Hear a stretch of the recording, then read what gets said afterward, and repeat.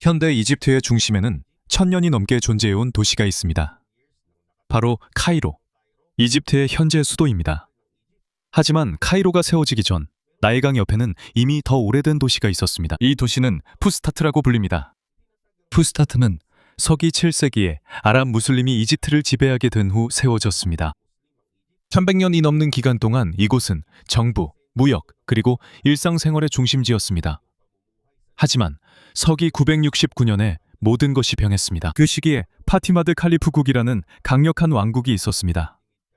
이 왕국은 북아프리카에서 시작되었고 이스마일리 시아파 무슬림들이 통치했습니다. 파티마드의 통치자 칼리프 알무이즈는 그의 뛰어난 장군 자와르 알시킬리를 이집트를 정복하기 위해 보냈습니다. 자와르는 시칠리아 출신으로 알려져 있어서 시칠리아의 자와르이라고도 불렸습니다.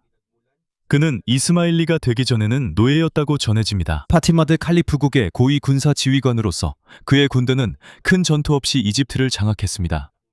하지만 파티마드인들은 푸스타트에서 새로운 영토를 통치하길 원하지 않았습니다. 그 도시는 이전 무슬림 통치자들이 세운 곳이었기 때문에 그들은 자신들만의 수도를 세우기로 결정했습니다.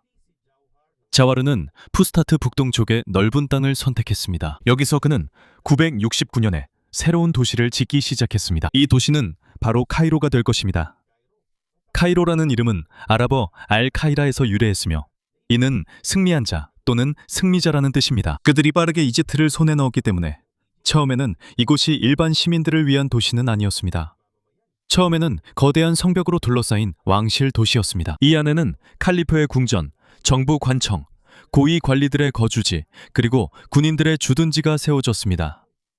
한편 대부분의 상인, 노동자, 그리고 평범한 가족들은 푸스타트에 머물렀습니다. 즉, 두 도시는 가까이 있지만 용도가 달랐습니다. 푸스타트는 상업과 일상생활의 중심지였고 새로운 카이로는 파티미드 왕조의 권력의 중심지였습니다. 이 도시는 파티미드 칼리프국의 새로운 수도로 그리고 이집트에서의 그들의 승리를 상징하는 도시로 세워졌습니다. 카이로 건설이 시작된 지 1년 후 자우하르는 큰 모스크를 짓도록 명령했습니다. 이곳이 바로 아라즈하르 모스크입니다. 아라즈하르는 처음에는 예배 장소이자 파티미드의 이스마일리 시아 신앙을 전파하는 중심지로 사용되었습니다. 하지만 곧 학문의 장소로도 자리 잡게 되었습니다. 학자들이 종교, 법, 아랍어, 그리고 다른 여러 과목을 가르치기 위해 이곳에 모였습니다. 학생들은 이슬람 세계의 여러 지역에서 와서 강의를 듣고 공부했습니다. 시간이 흐르면서 아라즈하르는 점점 더 성장하여 세계에서 가장 오래되고 가장 유명한 이슬람 교육의 중심지 중 하나가 되었습니다. 이집트의 통치자가 바뀌었어도 아라즈하르는 완전히 사라지지 않았습니다. 파티마 왕조가 순위파 무슬림 통치자들로 교체되었을 때 이곳도 순위파 기관이 되었습니다. 카이로가 전쟁을 겪는 동안에도 계속해서 교육을 이어갔습니다. 정부 변화와 외국 점령 속에서도 계속됐습니다. 오늘날까지도 아라즈하르는 중요한 모스크이자 대학으로 남아 있습니다. 카이로가 성장함에 따라 이곳 역시 보호받아야 했습니다. 이곳은 견고한 성벽과 거대한 문들로 둘러싸였습니다. 하지만 오늘날 남아있는 유명한 문들은 도시가 처음 세워진 후 100년이 넘게 뒤에 건설되었거나 여러 번 재건된 것임을 분명히 해야 합니다. 여기에는 밥 알푸투, 즉 정복의 문이 포함됩니다. 밥 알나스르, 즉 승리의 문과 도시 남쪽에 위치한 밥주아일라가 있습니다. 이 문들은 카이로를 침략자들로부터 보호하기 위해 거대한 석재블록으로 만들어졌습니다. 오늘날까지도 이 문들은 카이로 구시가지에서 여전히 볼 수 있습니다. 파티마 왕조가 가장 강성했던 시기에 카이로는 무역 덕분에 부유해졌습니다. 아프리카와 아시아에서 온 상품들이 이집트를 거쳐갔습니다. 지중해와 중동에서도 왔습니다. 상인들은 향신료와 직물을 가져왔습니다. 금, 상아, 밀과 기타 귀중한 상품들. 기독교인과 유대인들도 의사, 상인, 서기, 그리고 정부 관리로 일했습니다. 하지만 도시에서의 삶이 항상 순조로운 것은 아니었습니다. 의존도가 높았습니다. 이집트는 나일강에 크게 의존했습니다. 해마다 강이 범람하여 농경지를 적셔줍니다. 나일강이 충분히 범람하면 많은 식량을 수확할 수 있습니다. 하지만 물이 부족하면 논밭이 말라버리고 식량 생산이 줄어듭니다. 11세기에는 이집트는 몇 년 동안 나일강의 범람이 적은 시기를 겪었습니다. 이와 동시에 정부에 큰 문제가 생겼고 파티마드 군대 내 여러 집단이 충분한 수확이 없어서 서로 다투기 시작했습니다. 식량 가격이 빠르게 올랐습니다. 시장의 공급이 바닥났습니다. 많은 사람들이 굶주리고 병에 걸렸습니다. 일부 고대 기록에 따르면 몇몇 시민들은 동물이나 씹을 수 있는 모든 것을 먹을 수밖에 없었다고 합니다. 이 이야기들 중 일부는 과장되었을 수도 있지만 기근이 매우 심각했다는 것은 분명합니다. 그 당시 파티마드 칼리프는 알무스탄 시르빌라였습니다. 사람들이 굶주리는 동안 그의 정부의 재산도 점점 줄어들고 있었습니다. 군인들과 관리들이 서로 다투었고 거리에서는 전투가 벌어졌습니다. 카이로는 위기에서 살아남았지만 이후 파티마드 칼리프국은 크게 약해졌고 이집트를 노리는 다른 군대들이 이미 주시하고 있었습니다. 이 세력들은 곧 카이로의 운명을 바꿀 준비를 하고 있었습니다. 12세기에 접어들면서 이집트의 파티마드 정부는 이미 약해져 있었습니다. 관리들끼리 권력을 두고 다투고 있었고 동쪽에서는 십자군이 점점 다가오고 있었습니다. 십자군은 유럽에서 온 기독교 군대로 중동의 성지와 중요한 땅을 차지하기 위해 싸웠습니다. 이집트가 위협을 받게 되자 1169년에 살라흐 아딘이 카이로에 도착했습니다. 그는 유럽에서는 살라딘으로 더 잘 알려져 있습니다.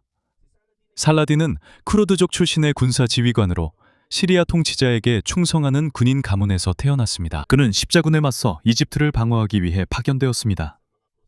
하지만 카이로에 머무는 동안 점차 군대와 정부의 통제권이 그의 손에 들어가게 되었습니다. 1171년 살라딘은 파티마 왕조를 종식시켰습니다. 그는 시아파 정부를 수니파 무슬림 정부로 교체하고 아이유브 왕조를 세웠습니다. 이 가문은 파티마 왕조 이후 이집트를 통치하게 됩니다. 알라자르도 시아파 교육의 중심지에서 수니파 이슬람의 중심지로 바뀌었습니다. 하지만 이곳이 학문의 장소로서의 중요성은 바로 사라지지 않았습니다. 살라딘은 카이로에 더 강력한 방어가 필요하다는 것을 알고 있었습니다.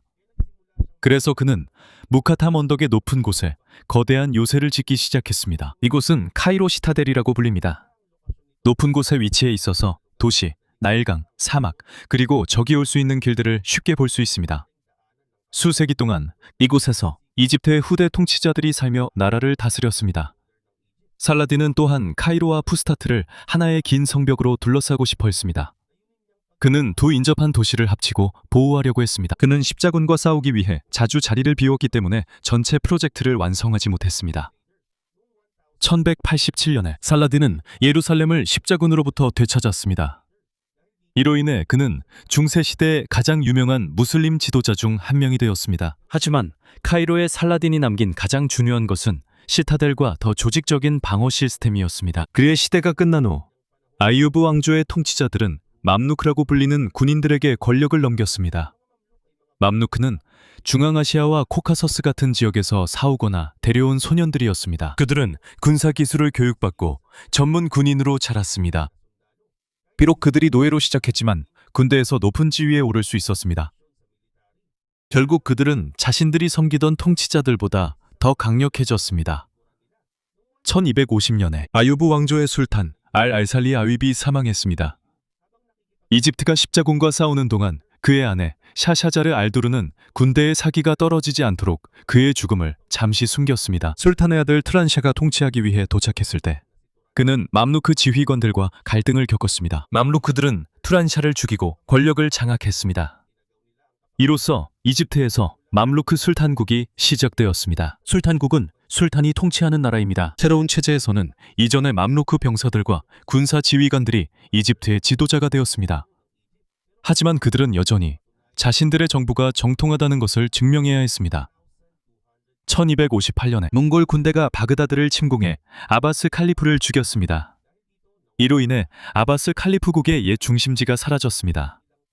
몇 년 후 맘루크들은 아바스 왕조의 일원을 카이로로 데려와 상징적인 칼리프로 삼았습니다. 그는 종교적 인물로 역할을 했지만 실제 권력은 맘루크 술탄에게 있었습니다. 바그다드를 점령한 후 몽골 군대는 시리아로 진격했습니다. 이 군대는 칭기스칸의 손자인 훌라구 칸의 지휘관들이 이끌었습니다. 몽골군은 카이로에 사신을 보내 이집트에 항복을 요구했습니다. 당시 맘루크 통치자 술탄 쿠투스는 이를 거부했습니다. 그는 사신들을 처형하고 몽골군에 맞서기 위해 군대를 준비했습니다. 1260년 9월 3일 양측은 현재 이스라엘에 위치한 아인잘루트에서 전투를 벌였습니다. 맘루크군은 거짓 후퇴 전술을 사용했습니다. 그들은 몽골군이 자신들을 쫓아오도록 도망치는 척했습니다. 몽골군이 선택된 장소에 도착하자 숨겨져 있던 맘루크 병력이 나타나 그들을 포위했습니다. 몽골군은 패배했습니다. 이것이 몽골의 권력을 완전히 끝내지는 못했지만 그들의 이집트 침공을 막았습니다.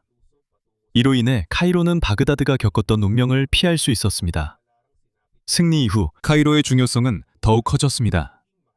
학자, 장인, 상인, 그리고 종교 지도자들이 전쟁의 영향을 받은 지역에서 이곳으로 모여들었습니다. 그들은 자신들의 지식, 기술, 책, 그리고 전통을 가져왔습니다. 맘루크의 통치 아래 카이로는 중세 세계에서 가장 크고 부유한 도시 중 하나가 되었습니다. 이 시장들에서는 후추와 계피가 거래됐습니다. 생강, 비단, 면화, 그리고 인도와 아시아에서 온 다른 상품들도 있었습니다. 카이로에서 이 상품들은 베네치아 상인들에게 전달되었습니다. 제노바와 유럽의 다른 지역으로도 보내졌습니다. 이로 인해 맘루크 술탄과 상인들은 부유해졌습니다. 통치자들은 그들의 부를 이용해 모스크를 세웠습니다. 학교, 병원, 분수대와 묘지. 가장 아름다운 예 중 하나는 14세기에 지어진 술탄 하산 모스크 마드라사입니다. 마드라사는 주로 이슬람 종교와 법을 가르치는 학교입니다.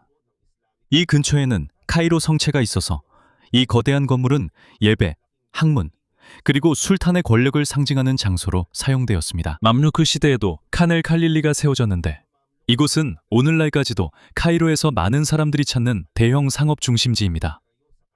이러한 건물들과 시장들은 맘루크 시대에 도시가 얼마나 부유하고 활기찼는지를 보여줍니다. 하지만 그 부유함 뒤에는 혼란스러운 정치가 있었습니다. 권력이 제대로 세습되지 않았습니다. 군사 지휘관들이 술탄의 자리를 두고 자주 다투곤 했습니다. 자신의 부하들에게 쫓겨나거나 감옥에 갇히거나 심지어 살해당한 지도자들도 있었습니다. 이런 이유로 카이로의 통치자는 자주 바뀌었습니다.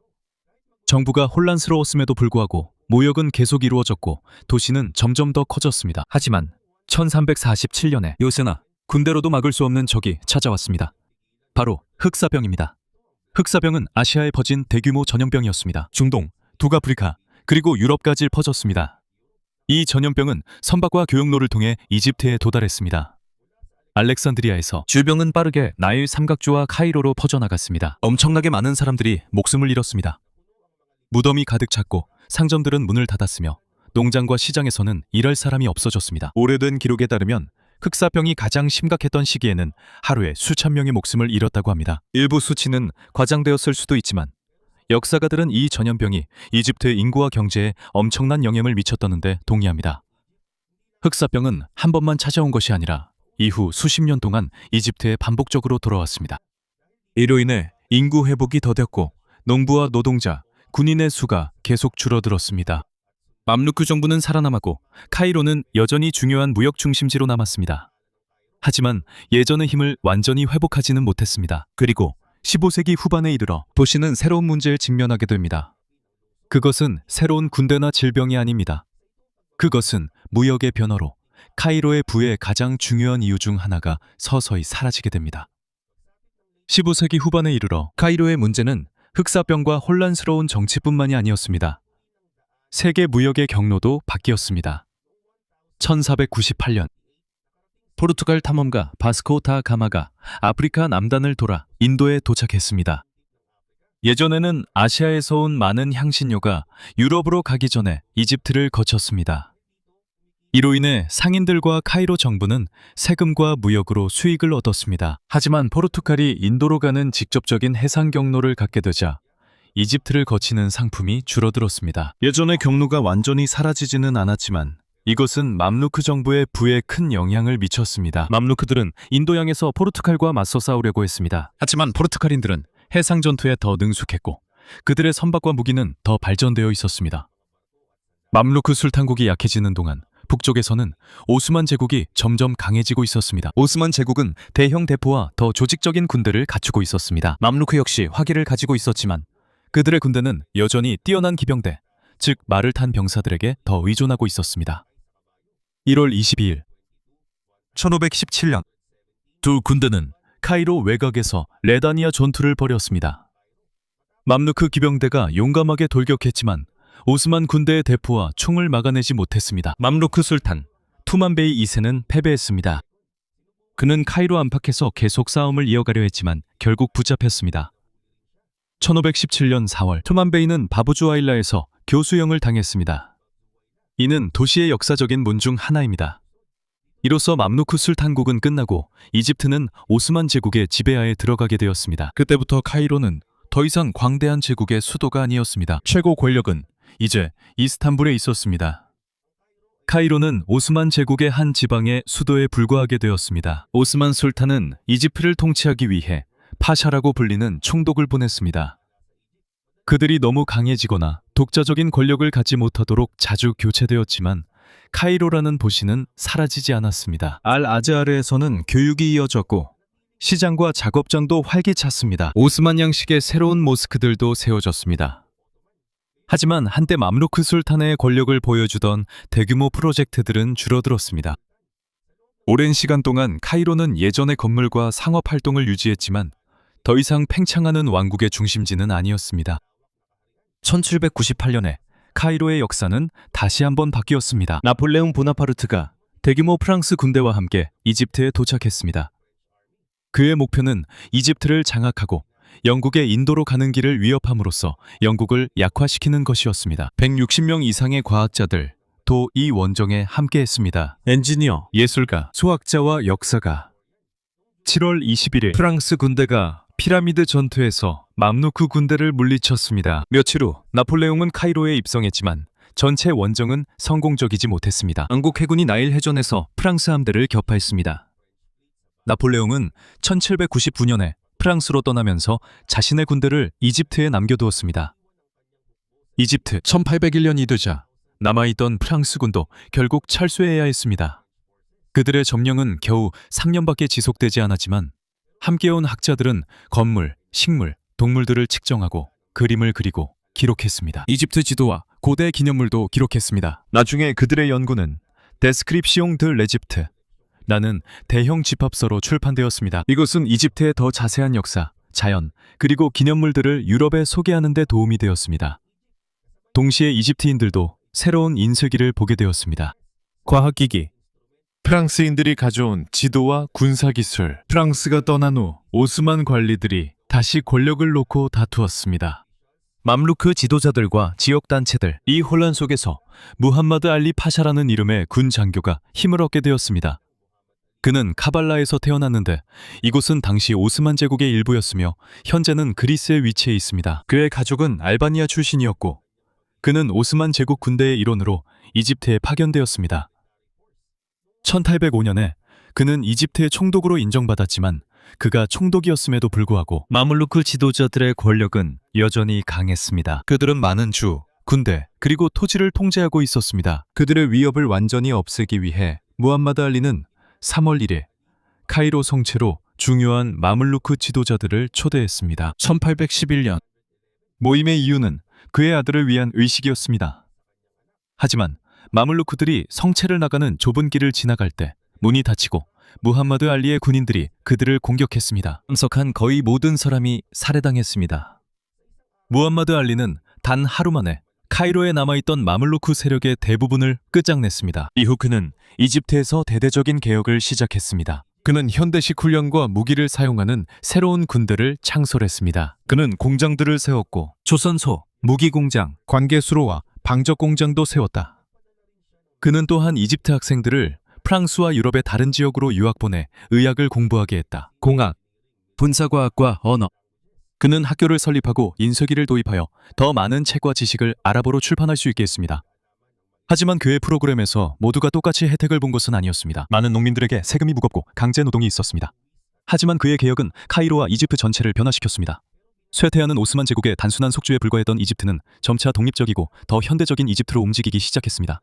쇠퇴하는 오스만 제국의 단순한 속주에 불과했던 이집트는 점차 독립적이고 더 활기찬 나라처럼 움직이기 시작했습니다. 그리고 앞으로 몇 년 동안 카이로의 모습은 빠르게 변할 것입니다. 좁은 중세거리에서 더 넓은 도로, 새로운 학교로, 공장과 관공서로, 무함마드 알리 파샤 치하에서 이집트의 변화는 계속되었습니다. 그는 유럽의 군사 시스템을 이용해 훈련된 현대적인 군대를 만들었습니다. 그는 이집트 지배를 수단까지 확장했습니다. 아라비아, 그리스와 시리아. 그의 군대는 이스탄불 근처까지 진격했습니다. 그래서 유럽의 강대국들이 오스만 제국이 완전히 무너지지 않도록 개입했습니다. 이 때문에 무함마드 알리는 일부 사람들에게 현대 이집트의 창시자라고 불립니다. 하지만 그의 프로젝트에는 큰 대가가 따랐습니다. 세금이 높았고 농민들도 세금을 냈으며 많은 이들이 강제노동과 남성들은 징집당했습니다. 그래서 일부에게는 그는 또한 잔인한 통치자이기도 했습니다. 평범한 시민들을 이용해 자신의 정부를 강화한 지도자였죠.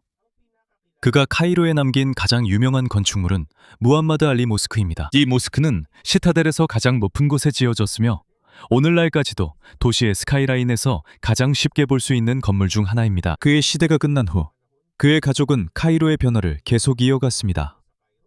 그의 손자인 캐디브 이스마일은 도시를 파리처럼 만들고자 꿈꾸었습니다.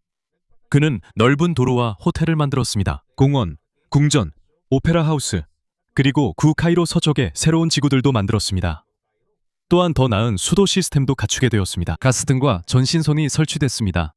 그의 시대의 가장 큰 프로젝트는 1869년에 개통된 수에즈 운하였습니다. 이 운하는 지중해와 홍해를 연결해 유럽과 아시아를 오가는 배들이 아프리카를 우회하지 않아도 됐습니다. 세계 무역을 바꿨지만 이스마일 정부는 큰 지출과 과도한 차입에 시달렸고 이집트 면화 수입 감소로 이집트는 유럽 은행들의 진 막대한 빚을 더 이상 갚을 수 없게 되었습니다. 결국 이집트는 수에즈 운하 회사에서 자신들의 지분을 영국에 팔 수밖에 없었습니다. 이후 영국과 프랑스가 이집트의 재정에 개입하게 되었고 외국인 채권자들에게 빚을 갚기 위해 이집트인들에게 더 많은 세금이 부과되었습니다. 이로 인해 외세의 지배에 대한 분노가 커졌습니다. 아흐메드 우라비 대령과 군인, 농민, 상인, 그리고 지식인들이 지지한 운동을 이끌었습니다. 그들의 요구는 단순했습니다. 이집트는 이집트인들이 다스려야 한다는 것이었습니다. 하지만 1882년에 영국 군대가 도착했습니다. 우라비의 군대는 패배했고 영국이 이집트를 점령했습니다. 영국은 그들의 주둔이 일시적이라고 말했지만 그들의 지배는 수십 년 동안 계속되었습니다. 영국 점령하에서 몇몇 관계 시스템이 정비되었습니다. 철도와 이집트의 금융도 정비되었습니다. 하지만 진정한 권력은 영국 관리들의 손에 남아 있었습니다. 그리고 소수의 이집트인만이 정부에서 높은 자리를 차지할 수 있었습니다. 카이로 내부에서도 그 격차가 뚜렷하게 드러났습니다. 서쪽에는 넓은 도로, 트램, 호텔, 외국은행과 현대적인 건물들이 있습니다. 반면 동쪽에는 옛 카이로가 있습니다. 그곳에는 많은 평범한 노동자들이 살고 있습니다. 그들은 좁은 골목에 살면서 세금의 상당 부분을 부담하고 있습니다. 제1차 세계대전 때 분노는 더욱 심해졌습니다. 이집트는 영국의 보호령이 되었습니다. 많은 이집트인들이 영국의 전쟁 수행을 위해 강제로 동원되어 일하게 되었습니다. 군대에 필요한 음식, 가축, 차량도 빼앗겼습니다. 원정이 끝난 후 WAFD당은 이집트가 파리 평화회의에 참가해 독립을 쟁취할 수 있도록 허락해달라고 요청했습니다. 이 그룹은 유명한 이집트 민족주의자인 사드 자글룰이 이끌었습니다. 하지만 영국은 그의 말을 듣는 대신 그를 체포해 추방했습니다. 이로 인해 1919년 혁명이 발발했습니다. 노동자들이 파업을 했고 학생들이 행진을 했으며 카이로와 이집트의 다른 지역에서 시민들이 시위를 벌였습니다. 여성들도 대규모 시위에 함께했습니다. 그 당시에는 여성들이 정치적인 역할을 맡는 일이 드물었음에도 불구하고 말이죠. 무슬림과 기독교인들이 함께 행진했습니다. 그들은 초순달과 십자가를 사용했습니다. 외세의 점령에 맞선 그들의 단결을 상징하는 것이었습니다. 계속된 저항 끝에 영국은 1922년에 이집트를 독립왕국으로 인정했습니다. 하지만 완전한 독립은 아니었습니다. 영국군이 아직 남아 있었습니다. 특히 수에즈 운하 근처에 말이죠. 영국은 계속해서 이집트의 외교와 안보에 간섭했습니다. 이후 몇 년 동안 카이로는 빠르게 성장했습니다. 지방에서 이주해오는 사람들이 많아졌고 노동자 계급 지역이 확장되었으며 도시는 아랍 음악의 중심지가 되었습니다. 영화, 저널리즘, 문학의 중심지가 되었습니다. 이곳에서 쿨툼은 아랍 음악 역사상 가장 위대한 가수 중 한 명으로 명성을 얻게 되었습니다. 여기서 나기브 마흐푸즈도 카이로의 오래된 거리에서의 삶에 관한 많은 소설을 썼습니다. 나중에 그는 노벨 문학상을 수상한 최초의 아랍 작가가 되었습니다. 하지만 도시의 문화가 발전하는 동안 문제도 심각해졌습니다. 정치적으로 많은 이집트인들은 부패, 빈곤, 영국의 통제, 그리고 부자와 가난한 사람들 사이의 큰 격차에 분노했습니다. 1948년 아랍 이스라엘 전쟁에서 이집트가 패배한 후 정부에 대한 신뢰는 더욱 약해졌습니다. 많은 군인들은 당시 이집트의 왕이었던 파루크 왕의 무능하고 부패한 지도력을 비난했습니다. 7월 22일 밤부터 7월 23일 새벽까지 1952년 무함마드 나기브와 가말 압델 나세르를 포함한 젊은 군장교들로 이루어진 자유장교단이라는 단체가 행동에 나섰습니다. 그들은 카이로의 주요 지역들을 장악했습니다. 군 분부를 포함해서 통신센터와 라디오 방송국도 포함됐습니다. 라디오를 통해 그들은 정부를 장악했다고 발표했습니다.